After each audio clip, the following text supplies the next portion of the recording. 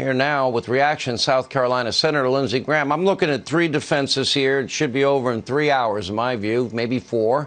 I've known David Schoen a long time. He's a good attorney. 1, the constitutional argument. 2, it ought to be okay. We have court documents, the FBI. We even have the fake news media, Ocasio-Cortez, Congresswoman, now saying this was pre-planned. Well, that goes against the very article of impeachment and the wording of it. And 3rd, and not less important, I think it's time for Republicans. It's not my standard, but if they're going to make it the standard, then that means all these Democrats need to be held accountable for their words of insurrection. Okay, well, let's walk through what you just said. Number 1, the Democratic Party is going to make America relive January the 6th, beginning next Tuesday, not to pursue justice, just for politics. We all know what happened that day. They've charged the president with inciting a riot. You haven't seen one piece of tape playing anywhere in the country where his words would amount to incitement under any statute. The president did not commit a crime through the speech he gave. The conversation with Ratzenberger, the Secretary of State in Georgia, the Secretary of State said, "I didn't feel coerced or threatened." So the case is going to fall. The unconstitutional nature of impeachment will be addressed on day 1. I predict there will be somewhere north of 45 votes on the very first day to say the entire trial is unconstitutional because you're impeaching a guy in Florida who's out of office. So the question for the country and the Democratic Party is, how much pain are you going to put us through until we get to a verdict of acquittal? If you want to call one witness, my friend, to my Democratic colleagues, you're going to have a lot of witnesses. You're going to stop the trial for weeks and months. And for what purpose? I'm urging you to allow this trial to get over as quickly as possible when it's clear there's not enough votes to convict the president. And that will happen on day 1. All right, but Lindsey, you know your Democratic colleagues. We read the 50-page, piece. They're gonna, right. cut and splice their audio tape. I think the Republicans, right. It's time to fight fire with fire. I mean, do you see in the 45 votes that were taken in Rand Paul's vote, do you see any of those 45 changing their mind? Because basically they're saying it's unconstitutional. That should be game over, checkmate.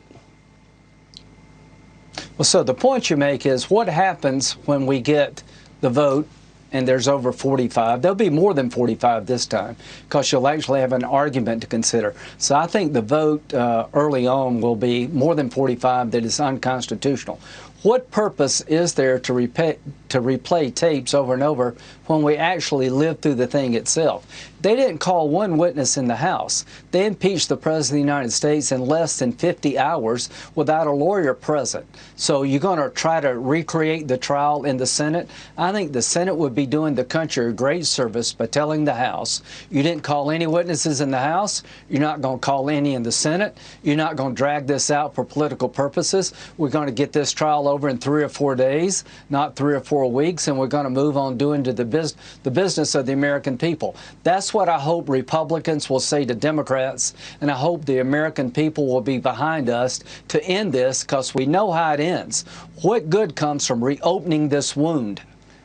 I don't know, Senator. I think maybe it's time for the American people to hear the rhetoric of the Democratic Party. I may be, maybe I'm a lone voice here.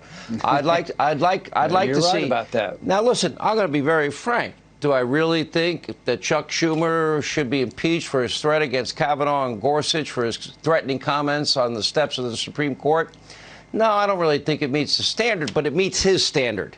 And if that standard is going to be applied to Trump, I'd like to apply it to Schumer.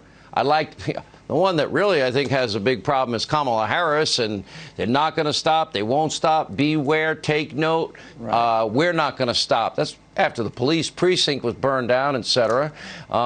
Then you've got Joe Biden wanting to beat the hell out of a sitting president. I don't know if you said that. I think you might be in a little more trouble than Joe.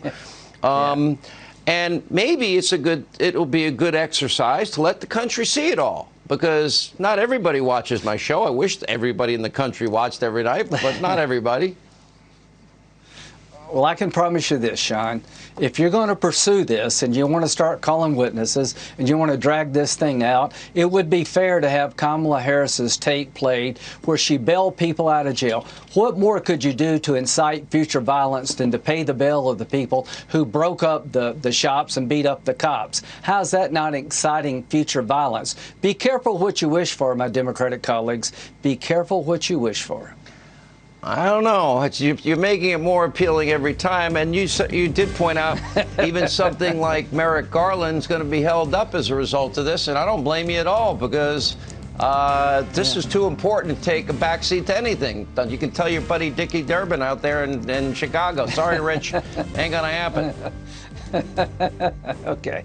Adios. All right. You can tell your friends I said hi.